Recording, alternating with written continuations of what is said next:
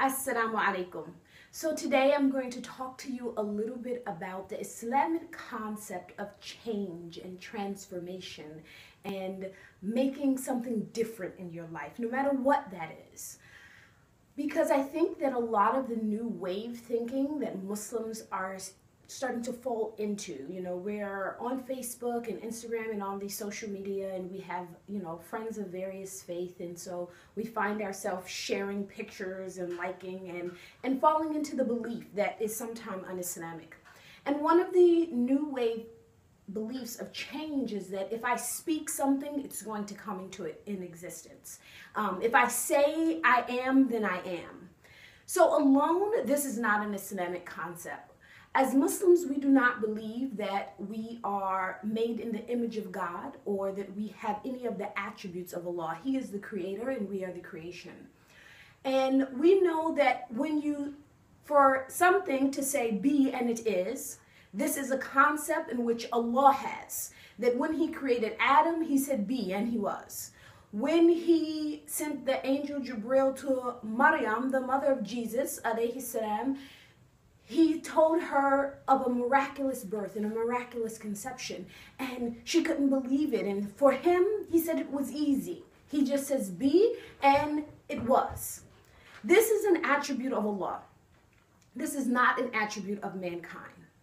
Allah requires us as Muslims to not just to speak a thing, but to have action. And I'm going to give you 3 examples, one in our basic beliefs, one beautiful lessons that we can take from the story of Maryam, the mother of Jesus, and one from our beloved Prophet Muhammad sallallahu alaihi wasallam.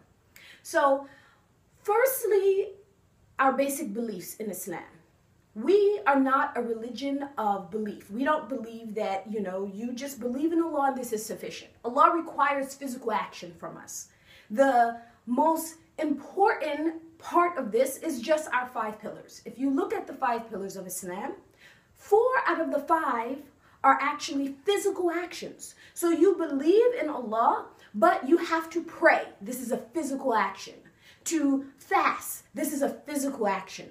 To give zakat, this is a physical action. To make hajj, this is a physical action. We have to do physical actions to solidify our belief in Allah. The second example that I want to give you is from the story of Maryam alayhi salam. It's such a beautiful story in many aspects, but specifically when she gave birth. So we know from the story in Quran that she left the city and she went away to try to give birth when she felt the labor pains. And she fell to the base of a date palm tree. And she was in so much pain. She said, oh, if I had only died. And for us who have given birth, we know this pain of labor, that she felt it was like death. It was upon her. She wished she had died at that point. And Allah, He gave her the glad tidings of mercy. He gave her a stream of water for her to quench her thirst. And He told her, and this is the lesson, to grab the base of a date palm tree, the date palm tree that she was leaning upon, grab it and shake it so that the dates would fall down. So it would have been easy for Allah to just cause the dates to fall, but He didn't do that. He also didn't just tell her, pray a little harder and then I'll give you something. He had her to do her part. She had to physically grab the tree and shake it so that Allah can cause the dates to fall to nourish her and her child. So it's important for us to take this as a lesson. Not just that she had to do her part, but the rahmah of Allah, the mercy of Allah, is that He didn't even ask her to do something that was beyond her capacity. He could have said, climb the tree. Don't worry about the pains of labor. You get to the top, you're going to get a date.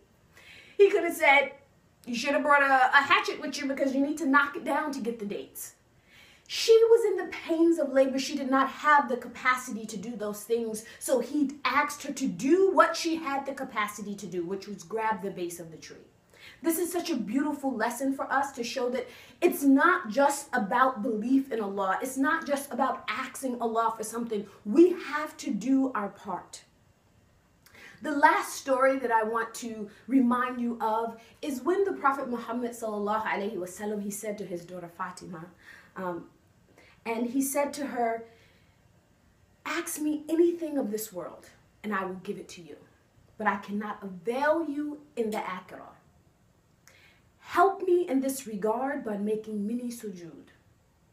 This is such a beautiful hadith and a beautiful example of how we have to do our part no matter who our parents are, no matter who our mentors are, no matter who we look up to and who we listen to online. We have to do our part. He told her, physical things I can give you if you ask them to me, but your position with Allah, I cannot do anything for you if you don't do your part. He asked her to do a physical action, to make sujood. A physical action, the prayer.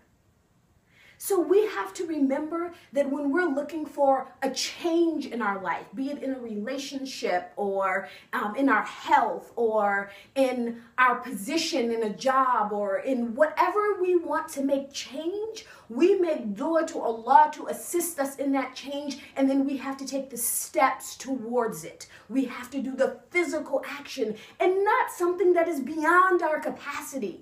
Do what is in your capacity, because we know that Allah has says that if you come towards Him walking, He will come towards you running. And if you come towards Him running, He will come to you at the speed of light.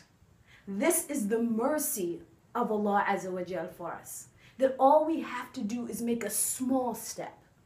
Make a small step towards Him, and He will come towards us with leaps.